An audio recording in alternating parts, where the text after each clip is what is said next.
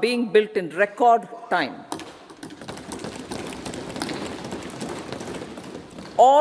Number two, all parts of the country are becoming active participants in economic growth. Number three, digital public infrastructure, a new factor of production as if in the 21st century, is instrumental in formalization of the economy. Number four, goods and services tax has enabled one nation, one market, one tax. Tax reforms have led to deepening and widening of tax base. Number five, strengthening of the financial sector has helped in making savings, credit, and investments more efficient.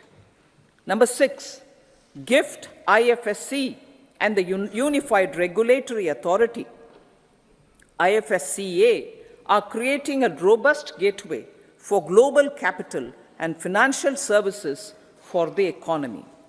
Number seven, proactive inflation management has helped keep inflation within the policy band.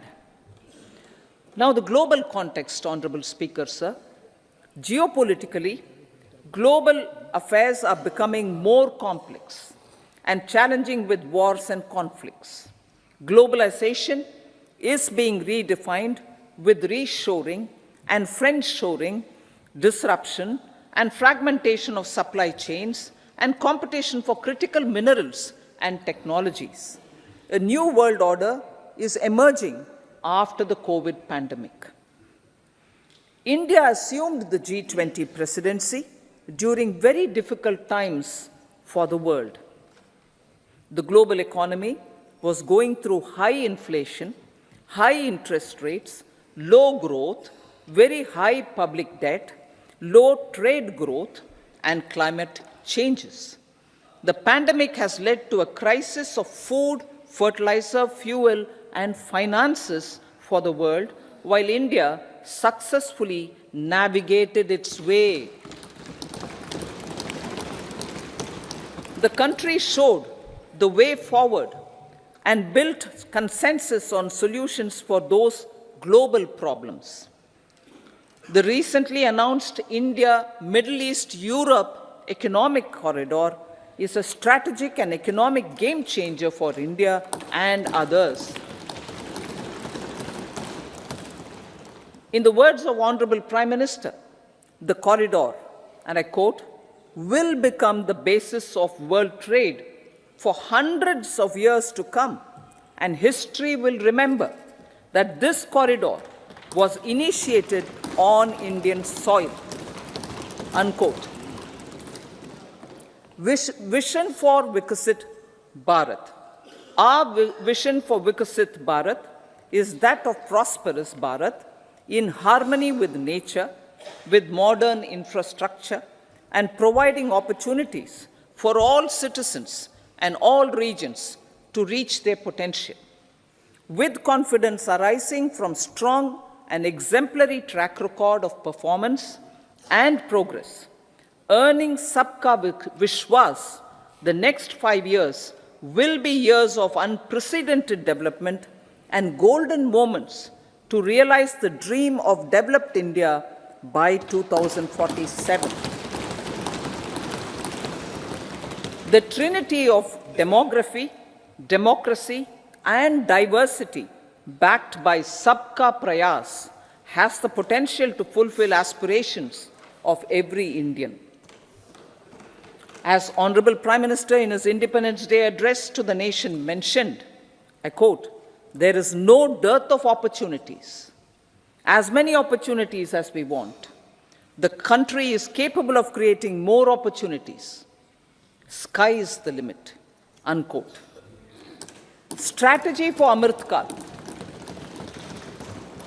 Our government will adopt economic policies that foster and sustain growth, facilitate inclusive and sustainable development, improve productivity, create opportunities for all, help them enhance their capabilities, and contribute to generation of resources to power investments and fulfill aspirations. Guided by the principle, reform, perform, and transform, the government will take up next generation reforms and build consensus with the states and stakeholders for effective implementation. It is an important policy priority for our government to ensure timely and adequate finances, relevant technologies, and appropriate training for the micro, small, and medium enterprises, MSMEs, to grow and also compete globally. Orienting the regulatory environment to facilitate their growth will be an important element of this policy mix. Aligning with the Panchamrit goals, our government will facilitate sustaining high and more resource-efficient economic growth. This will work towards energy security in terms of availability, accessibility, and affordability. For meeting the investment needs, our government will prepare the financial sector in terms of size, capacity, skills, and regulatory framework. Aspirational Districts Program. Our government stands ready to assist the states in faster development of aspirational districts and blocks, including generation of ample economic opportunities. Development of the East. Our government will pay utmost attention to make the eastern region and its people a powerful driver of India's growth. PM Awas Yojana Gramin. Despite the challenges due to COVID, implementation of PM Awas Yojana Gramin continued, and we are close to achieving the target of 3 crore houses. 2 crore more houses will be taken up in the next 5 years to meet the requirement arising from increase in the number of families. Rooftop solarization and Muft Bijli. Through rooftop solarization, 1 crore households will be enabled to obtain up to 300 units free electricity every month. This scheme follows the resolve of Honorable Prime Minister on the historic day of consecration of Sri Ram Mandir in Ayodhya. Following benefits are expected. Savings up to 15 to 18,000 rupees annually for households from free solar electricity and selling the